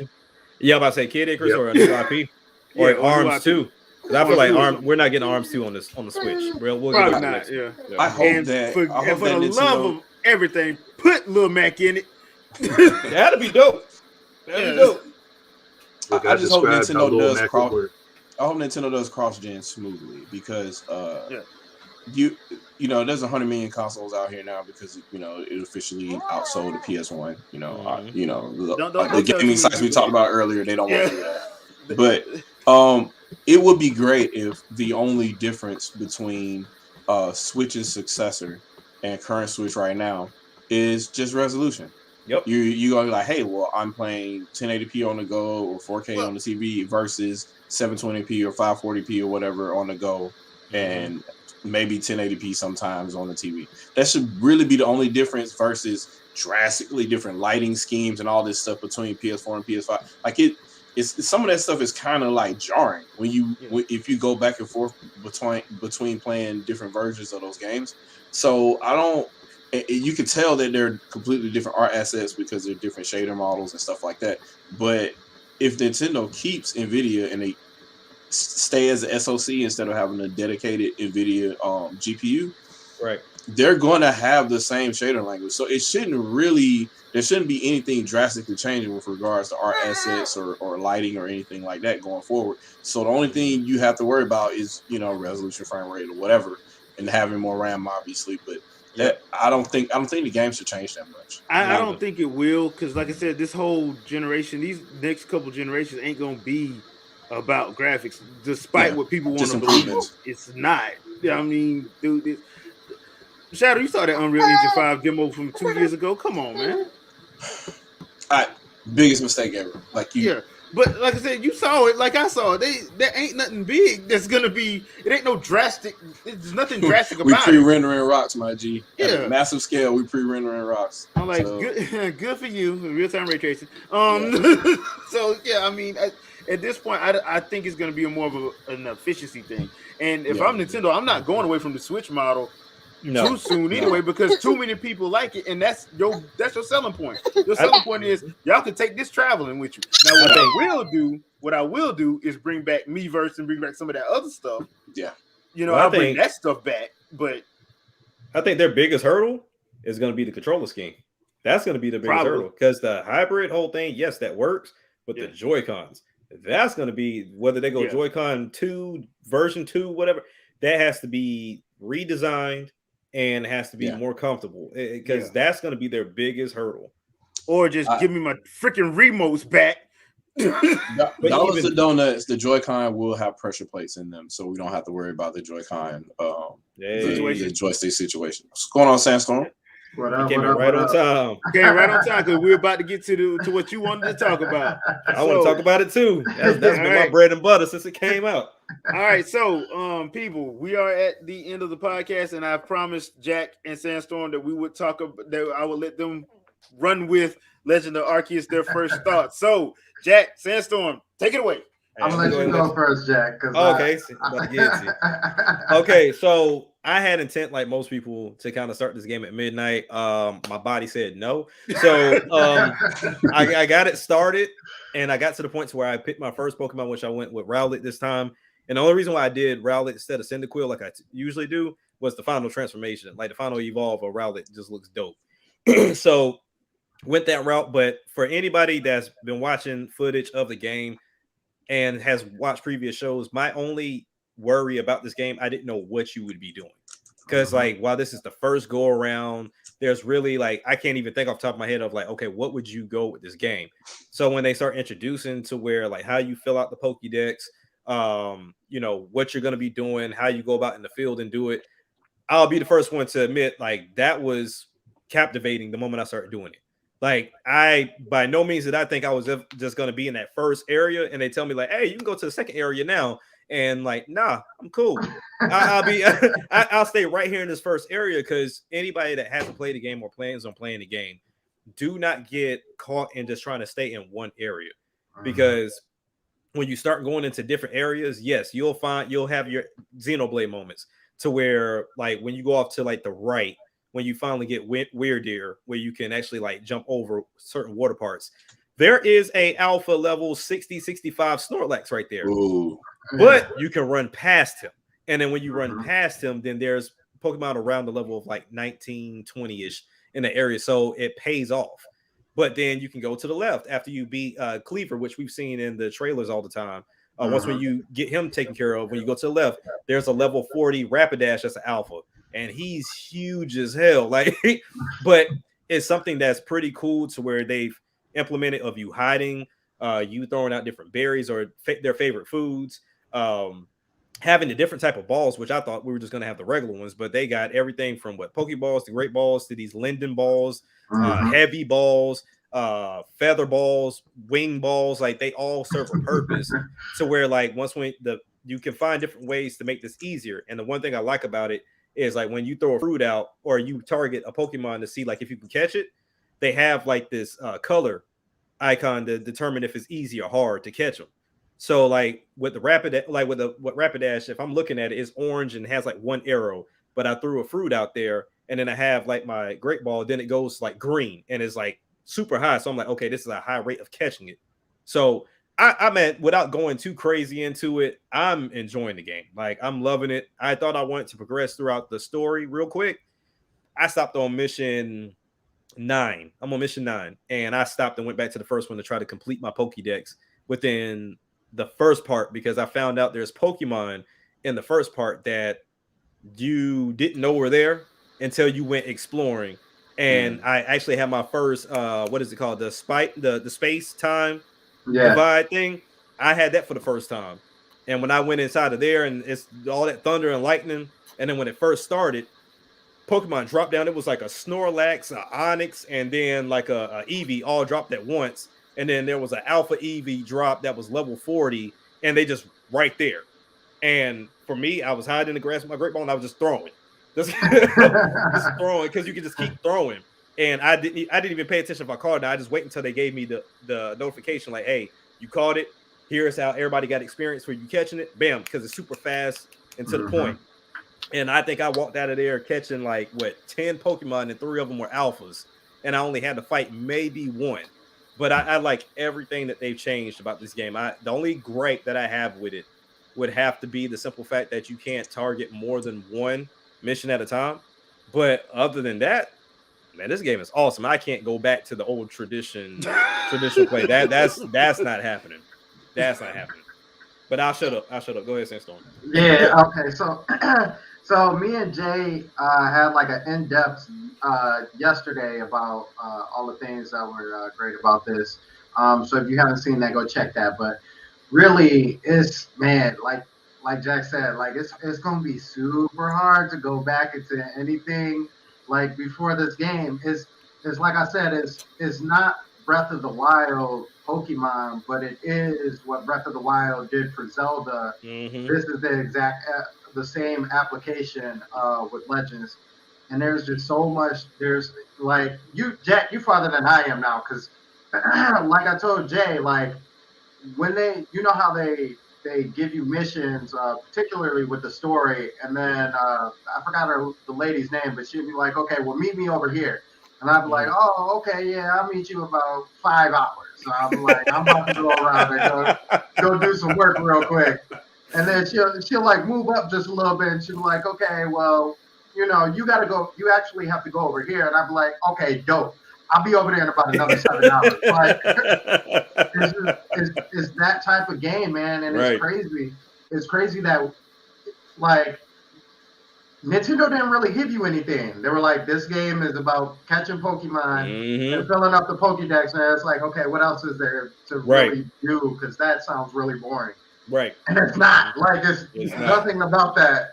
Nothing about that is boring in this game. Down to, like, each of the Pokemon in the Pokédex, they have their own achievements and stuff like that.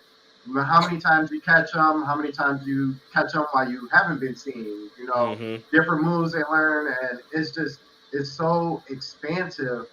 And then even with the like the Pokemon learning moves and stuff like that, after they learn a move, then they can master the move. They can do the agile style or the strong style. Your moves don't go away anymore. They're just in a move pool. That has to stay. It has to. You can't go back from that. The evolutions, as far as like your Pokemon evolving and stuff, when you hit that certain level or certain love level, like Eevee and Sylveon, they don't evolve at that point. Right. You get a notification saying, hey, your Pokemon's ready to evolve. So then you can keep going with that Pokemon and filling up the Pokédex and stuff like that before you decide whether you want to evolve. Like this, like who made y'all? Where did y'all come from? Y'all must have really sat back, like after Sword and Shield was like, all right, you know what? We're gonna look at some Breath of the Wild things. We're gonna look at some quality of life. We're gonna look down and see what these people want and actually give it to them. Because like it's just this game has so much and it's ridiculous. Just even the exploring aspect of it, like the story moves at a comfortable pace. So like when you're ready to move, like you can move into it, kind of like Breath of the Wild, but it's like by no means do you have to just go straight into the story really to progress. And that, like Jack said, that first area, that first little section, oh my gosh, that thing is humongous. Yes, it is huge. Oh man. I wanted to debunk some of the things that I saw because they mentioned the whole area thing you were just talking about. So I watched a few reviews of this and I've seen some people talk about it. There's been like 1 or 2 reviews that has said that these areas are small. And I'm like, I'm not quite sure what game they're playing. Right. But as even with my Weird Deer, it takes me a while to run from one end all the way to the other end. And there's some places you still can't reach because there's other Pokemon that either I forget his name, that where you have to swim, and then the one that you have to fly. So it's like there's certain areas you still can't reach. But this game is huge. Just today, I have been in this area more than a few times, and I was playing for like 12 hours. And it went nighttime, and then Marco? He popped up out of nowhere, along with his second evolution was in alpha form. And I was like, oh, I just came over here to look for a certain Pokemon, but another one popped up. I got jumped, but luckily I had Pikachu with me, and Pikachu just shocked the hell out of all of them. So it was like, all right, cool, it worked. But the jumping is real in this game. They quick to jump. They quick to jump.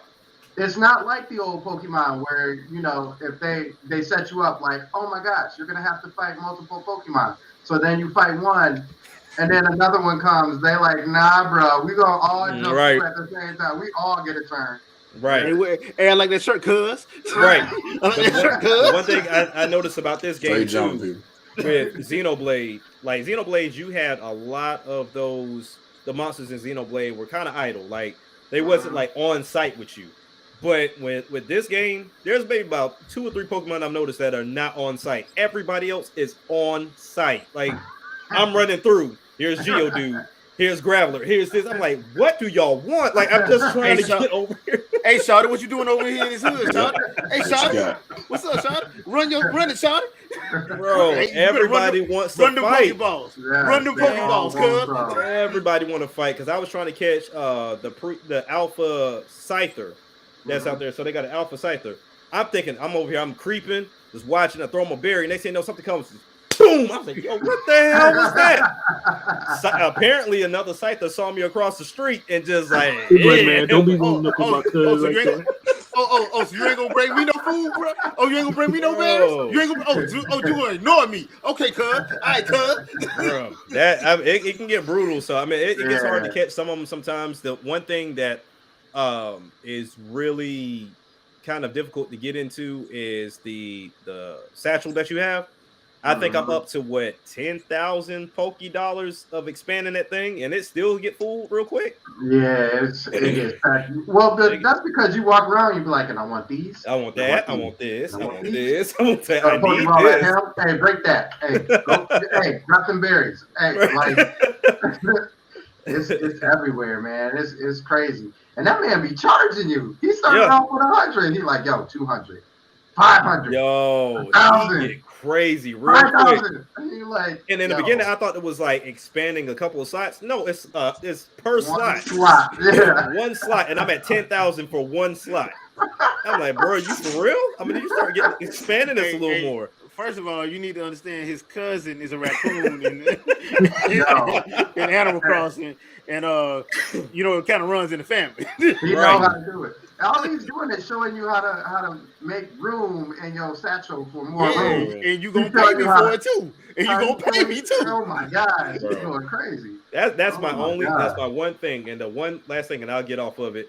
That I love about this, the Pokemon that can only evolve through trading is no longer a thing. Because now I can go to this lady, pay 1,000 merit points to get this link cable, and then bam, they transform. Yep.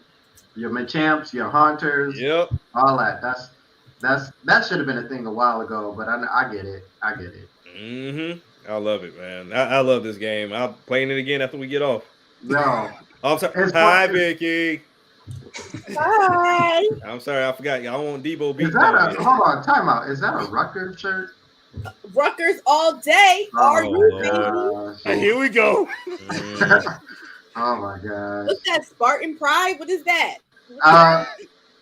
You know what? I'm not even gonna go back and forth because we in the same conference. I'm gonna just leave it alone.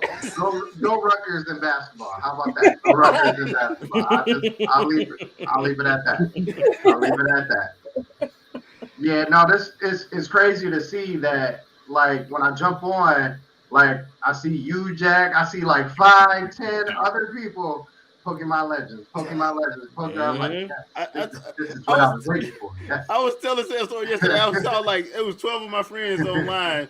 And it was like 11 Pokemon Legends, 1 Sword and Shield. That's gotta hurt, bro.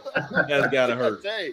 Okay, so we just had something drop, and Vicky, I think you're gonna like this. This is for you. We just had a trailer drop. She really just made a beard. Oh. Yeah, she's trying to be part of the beard gang. She won. So okay. She got one of those colonial beards. We just got a trailer that just dropped for Halo, the TV series that's going to be on Paramount Plus. So y'all know we got to review this because my girl Vicky. So we review stuff. So we finna get our first. Y'all finna get our first reactions to this. Uh-oh. I want it to be good so bad. I want it to be good. It better be. Well, we're gonna find out. I know how things could go or is likely to go. Look, there's hope. We're gonna find out. We're about to find out. And without further ado, please, Lord.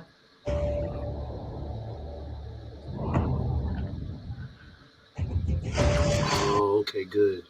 It looks like the game. Humanity's best weapon. Lost the teeth, huh? I'm not gonna lie, that armor is spot on. Trained Yeah, for one it definitely purpose. was dope. Yeah, the art is good. To win It's this just war. He and the other what are they gonna Spartans do? are our only effective I don't weapons see Luke against Cage. the Covenant. He is lethal, upgradable, and most importantly, Oh snap! controllable. Oh, big mistake. Covenant forces appear to be excavating some kind of object. When I touched the object, I felt something. I felt it's different. What they did to us makes you numb. And you just decided to help me. Why would a Spartan do that? What does one do with a superhuman you're not sure you can trust? Hello, Master Chief. I'm Cortana. Oh, that's crazy. Okay, now that's not gonna work for me. Master Chief recovered something. Sacred ring. Halo.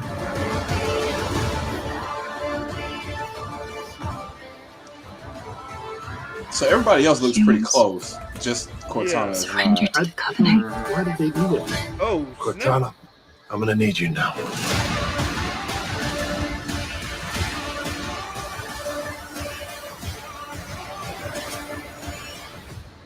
Find the Halo. Win the war. Why they giving them RoboCop treatment, huh? They giving Okay. them So, RoboCop treatment. Why did they do that to Cortana? I saw Okay. this, and they're good at grabbing who they need to grab because they just played this during the AFC Championship game during halftime. So they're pretty good as far as like marketing it to the right people. I just don't think they're gonna take on this, especially with what they just did to Cortana. Like, Yeah, this ain't gonna work because Cortana don't look right. and it's crazy because everybody else does. Yeah, All the It other characters literally- look like how they should. It literally breaks your immersion. It's Yep. So Halsey looks right. Yep. They even got the now. Well, this is one of the things I liked about Nightfall. They did get the elites right in Nightfall. They did, despite what people want to believe. They got the elites right in Nightfall. They looked okay in this. The only thing I didn't like was that second one when they showed him fighting the two elites with the energy sabers. Those energy sabers look like Play-Doh. So hopefully they fix that. Hopefully they fix that. But Cortana, that's not gonna work for people. Now, I'm glad she wasn't butt naked. Yeah, because I just didn't want to hear it from nobody.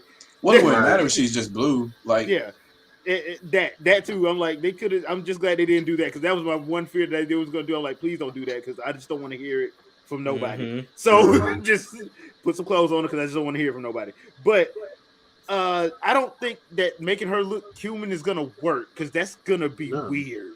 Yeah, no, because the worst part is she's supposed to be based on part of Halsey's personality, personality, and a computer program. If she's a computer program, she should not look like a person. Yeah, right. She because at this point, was she gonna be Tinkerbell from Hook? Yep. That's exactly what she's gonna be. Killer Tinkerbell. I mean, that's so. You're talking about the rampant AI from Marathon mixed with this scientist data or whatnot, right? Yep. Bad things are going to happen. So if they're going to go through this and it looks like they're going to corrupt Chief instead of corrupting Cortana first, I don't know how that's going to work without them. It could be pulled off. It could be pulled off because if you do it, it depends on how you do it, what way you do it, which is why I'm gonna have to watch the series because it's gonna depend on how you do it. Because if you're corrupting him by saying that the Civil War situation, remember when Cap was like, "Look, what if they tell us to go somewhere we don't think we should go?" If you do it like that if that's going to be the corrupting of Master Chief, that will make sense because he'll be like, no, because at the end of the trailer, they showed like, why would a Spartan help whoever this woman is? Makes sense. So if he's bucking against the military like that, okay, that makes sense. Because he would do that anyway. Yeah, he would do it anyway. Yeah. So if that's how they're gonna do it, okay, fine. But Vicky, what you think? Cortana. As a person who only played like really one Halo game, I thought it was trash. Bring out the fire, man. Bring out the fireman. Which Halo game was that? I don't even remember. A trash one. Okay. I think there's only one trash one, so I'm hoping the trash one that you picked is the one that we all agree. ODST. Yeah, that's about the closest to trash you go get. That's pretty. I don't know. It was on the 360, I think. Okay, then you're pretty close to. Yeah, okay, then you might have the right one. I don't know. Well, whatever. It was trash. So I never cared about the series ever. So watching it as a person who doesn't care about the lore or anything or how people look or any of that, I'll watch an episode. I'll see. I mean, I'm currently watching Picard on Paramount Plus anyway. And they did an amazing job there. So what's another space, whatever. Yeah. TV show. They did great with the other Star Trek Discovery or whatever. So, hey, throw another space show on here. Keep it going. They're doing well, so. Yeah. I mean, I'm willing to give it a shot. So I'm willing to give it a shot. So you can give it. Yeah. I mean, to be fair though, I did like what I saw with the action sequences. I did like because I'm like that looks like what would happen in the Halo fight. Mm-hmm. Like it would look like it would be nothing but chaos. So and Bakeem Woodbine. Props from my boy. Hey, that's evil Dave Chappelle. Right. Don't even look like him. I think even if this is bad, I'm going to enjoy it because I'm probably just going to focus on all the lore they decided to add in there. The fact that they kept up with like a lot of the marathon symbols in the trailer, at least anyway, kind of means that they want to stick to some type of consistency. So I'm willing to try it. I'm really. Well, it looks like they're doing it looks like they're doing a mix of the lore from the books and from the game. It looks like. So they're keeping it pretty close. That's probably the smart play because, like I said, Nightfall wasn't bad. The problem with Nightfall was it wasn't consistent, and it was almost as if they was trying to impress Ridley Scott, and they just completely missed the ball because it was just too inconsistent. And like Forward Unto Dawn, that was all right. It was just depressing as hell. Yeah, I don't like watching depressing stuff, and I'm just like, okay, dude, y'all are not gonna get a Golden Globe or an Academy Award off this. I guess you didn't like Halo Reach then. Oh, Halo Reach was fun. That was hilarious to me. Oh, but that was depressing. It was hilariously depressing though. It was because I knew what was gonna happen. I knew what was gonna happen. I'm like, I'm just waiting. It's like the Titanic. Like, did I go watch James Cameron Titanic? Yes, I knew everybody was gonna die. I wanted to get to the part where they were gonna die. I mean, standing on top of the ship with a violin. I was like, you. Bruh, I'm sorry. I would have put on a dress in a minute and got on like folks. But that's easy. I was laughing at all of that. So it's different for me in that respect. But yeah, I'm gonna probably watch the trailer one more time. But I was just like, okay, and it's coming out March 24th. I thought they said it wasn't coming until the end of the year. I guess they changed their mind. I guess they changed their mind. Looks like they're spending that check too, because it looks like they're actually going to have the flood in there. They don't have a choice, dude. You can't. Yeah. The problem with Nightfall was they had one hunter in there, and it did not look good. And then they tried to hide it by making it a night fight. Yeah, it's not gonna work. That ain't gonna work. So at least with this, they were like, at least CBS was like, look, man, we can't do that. Y'all we have to put this in light. We're gonna have to, and I think everybody's taking a cues from WB and Disney. You're gonna have to put money to these shows. Yep. Yeah. You're not getting 20 episodes. You're gonna get probably like 6 to 10, but we're gonna put some money behind it. Mandalorian looks so good. Yeah. Mandalorian just yeah, that's what I'm saying. Like, so good. You have to put money to this or it's not gonna work. And I don't mind having an 8-episode season if it looks like it's supposed to look. Right. And to be fair, Picard, even Star Trek Discovery, I know they spend the money on that, and it looks immaculate. And that's, wow, Vicky. Oh my god. Yeah, she on point right now. So, all the way Shadow. She went all the way. She went out her way. I've been cloned. She said, "Where my I don't have my hoodie in here now, but Left my hoodie upstairs. But yeah, okay. Ray, I wouldn't mind them doing a Metroid one, but I don't want Metroid in live action. I kind of want it. Animated. Animated. I want it animated. Animated, yeah. I agree. And that one commercial was pretty good though for Metroid Prime 2. Well, the one for Other M, the one where they showed her walking through everything that happened. Yeah, that was that cool looked too. good. But I would want to animate it for the simple fact that, and I want it, and if Samus does talk, I want her to speak at Chozo the whole time, just to mess with everybody, just to piss everybody off. Wait to the very end where she speaks English. Yeah, and have it like that. And the only thing she says is the baby. Yeah. So, but I wouldn't mind a Metroid show, but they would. To me, I think Metroid would be served better animated, in my opinion, because it's going to take money to do a live action Metroid, and I don't think Nintendo's going to do that. Not the money it's going to take. I still want my anime Star Fox as well. They should not have played with our emotions like that. They should not have played with our emotions like that. They did it with Damon X Machina too. I'm like, you did a full anime. Like, bro, just finish that out. Just give me a season. Just one season. I ain't even ask for much. Just one season. 1 12-episode season, please.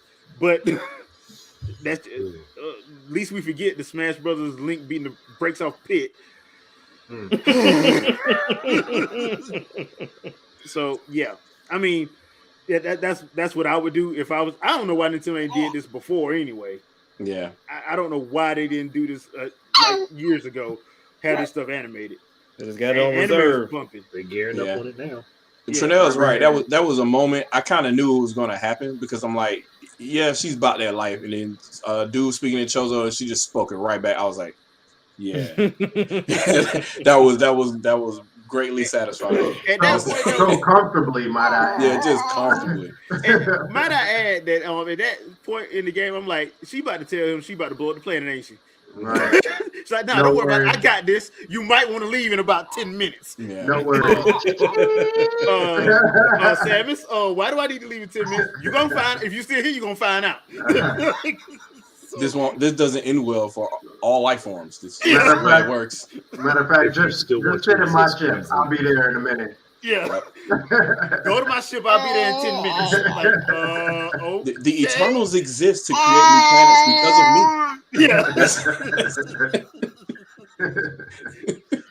Yeah. I'm Frieza's little sister, so. Bro, it's so ironic when you mentioned that. I looked at my phone and Frieza popped up, but because they just did an interview about his transformations, and I'm like, wow, the irony. Yeah, the irony. Yeah, bro. She does it all, boy. Samus blows up planets, and I mean, at this point, it's not a spoiler in any Metroid game to just say, "Look, we already know how this is gonna end." Right. I mean, the story's gonna be alright, but we already know the ending. Let's make sure that they can never go back. Yeah. You know, they can't do the legends of Samus like they do Pokemon. No, you ain't going back there. The history. There's never going to be a Metroid of the Wild. That ain't going to happen. There ain't going to be no Metroid Skyward Sword. That ain't happening. Might have a title that says Samus is wild, but other than that, stuff always blowing stuff up. Yeah. But all right, arsonist. Is it really arson if you blow up the whole planet, though? Hey, as a child, she has slowly space go up, arson. You know what I mean? Look, Samus's middle name is Frank Castle, so I'm just saying that sounds like genocide to me. Yeah. I mean, if everybody leaves the planet, it's not genocide, right? I'm giving you a chance to go. I'm only going just don't be on it. Unless your name is Ridley or you a space pirate, you're gonna be fine. Yeah, you're good to go. You got the warning just like everybody else. 10 minutes. You hear it, don't you? All right, then. You got like 2 hours from the time Samus lands on a planet or space station to leave. Yeah. Yep. They're like, is that Samus' ship? Yeah, it's time to go. Hey, did y'all see Samus coming to this planet? Yeah. Hey, look, man, I need to book my flight. Right. I'm gonna need to leave him 45 minutes. Bro, why is she here? Got it in cash. Got it in cash. No, right see, now. no. Here's the order of the questions. Was that Samus' ship? How long she been here? All right, where's the next flight out? Yeah, I need to be off. I need to be off of this ride. Can I take my kids or not? You do know you got to go to work tomorrow. No, I don't. This ain't gonna be here tomorrow. So I'm out. I officially So quit. work is today. officially canceled. But yeah. All right, people. So that's gonna do it for this episode of the Wingin Podcast. Thanks everybody in the chat. Thank you guys for asking questions. Thank you guys for following. We do appreciate it. Thank you, Vicky, for showing up. Vicky, aka Debo. Yeah. So Won the beard contest handling. Yeah, right. basically single-handedly. So Vicky, anything you want to pimp out before we get out of here? Oh yeah, as always, come by Monday, 7 p.m. Fangirl Review. I'll be crocheting, playing some music, and talking about whatever the chat wants to talk about. All right, cool. Sandstorm. We got a video on Wednesday. I haven't decided whether it's going to be an actual video or if I'm just going to live stream more Arceus because that game is just way too good. And if you, even though we raved about it like crazy today and yesterday, if you still don't want to buy it, you can live vicariously from me. I'm perfectly fine with that. But we will be doing that, and then Saturday we will have another stream. We'll try and find some people to bring on. It's kind of scarce lately. I feel like bringing people on is kind of scarce. But we're gonna even if it's these guys, even if they just coming in, we're gonna do a live stream. So other than that, that's it. All right, Shadow. I got a Shadowcast Wednesday, but I just want to go down a quick list of kind of interesting takes. Is it too late for Nintendo NX to compete this gen? Talking about competing with the PS4 and the Xbox One then at the time. Will there ever be a show as important as E3? That was after E3 2013. Should Nintendo have partnered with Apple?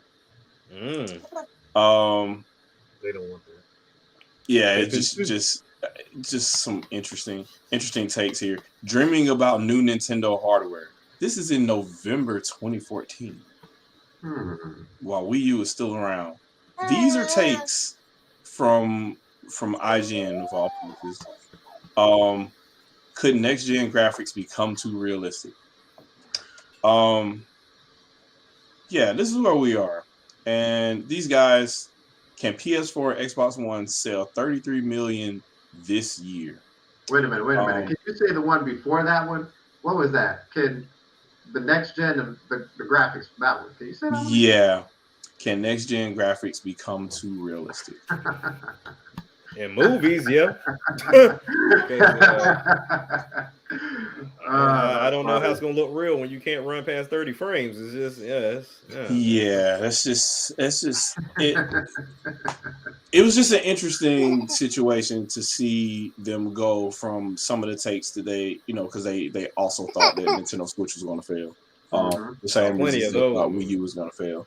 So they quickly got a little bit of memory disease there as soon as those sales started showing up, and they're like, oh, and then the games start coming, and they're like, oh, well, it's a portable now. We're classifying it as a portable. It doesn't really count. And is it going to be able to compete with the PS4 Pro or the Xbox One X? And then those kind of came and went, and the Switch is still around. They're like, whoa, what is it going to compete with PS5? Like they're constantly going to move the goalposts. So, of course. Yeah, I hate to say it, man. The final thought process for life. These guys are out here. There will always be buffoonery in the gaming industry, apparently. So just read up, acknowledge your facts, man. And if you don't know nothing about tech, just don't talk about it. Just stop. Knowledge is power. Yeah, that's true. The more you know. All right, Andre. There's nothing on my channel right now other than if you want to check earlier this morning, I kind of did a brief 1 minute thing about the Wii U and about how it appeared everybody was trying to cripple it. But hey, other stuff is coming. I've just got to put everything together. I've had stuff sitting for months, and I'm going to stop being lazy on it and just put it out. Yeah. All right, Jack. Arceus. That's it for me. That's what I'll be playing. Because, like I said, until February, I'll just be playing until it's time to start streaming again. I got everything still boxed up. So February come around, I'll be streaming Arceus. At least that's what I have on the table. Arceus, Sifu, and I wanted to stream something else, and I forget what it was. Sifu. Yeah, Sifu is on my table. That's the one thing that I'll put Arceus to the side a little bit to play. But yeah, that's all within that February time frame. So most of the time is just going to be getting the house set up and getting everything set up all together. But yeah, I'll definitely start streaming again. Well, for me, I have no idea what I'm gonna do next week. So, I literally have no idea. That's gonna be it for this podcast episode. We will see you guys next Sunday. Do not forget to check out next Sunday morning, 10 a.m. Me and Vicky will be reviewing Book of Boba Fett, or as I like to call it, Mandalorian Season 3, Episode 2. Yo, that's what saved the whole show. At 10 a.m. So 10 a.m. For our Book of Boba Fett review. Check that out. We'll be moving on to Moon Knight, and we got another one we're supposed to be doing. Naomi. We're supposed to be doing Naomi. Yeah, so we'll be doing Naomi as well. So we'll probably do Halo. If it's good, because if it's up, we gotta do it, especially if it's trash. We gotta hang in there. You only got one episode. You only get one. Well, you should have known that you was going to drag into that. Yeah, you asked for that one. Yeah, I asked for it. But that's what we'll be doing on Sundays at 10 a.m. Just reviewing shows that we are honor bound by gaming to do. So check us out then, and we'll see you guys on the next one. Peace. Peace. Peace.